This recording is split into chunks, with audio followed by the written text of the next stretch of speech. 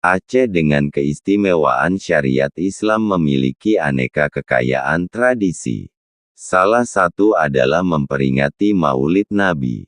Memperingati Maulid di Serambi Mekah, setiap tahun, berlangsung dalam semangat syiar Islam yang kental.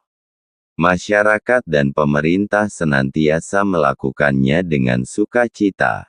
Tidak hanya meriah, Maulid di Aceh juga memiliki durasi waktu yang lama, bisa mencapai 3 bulan.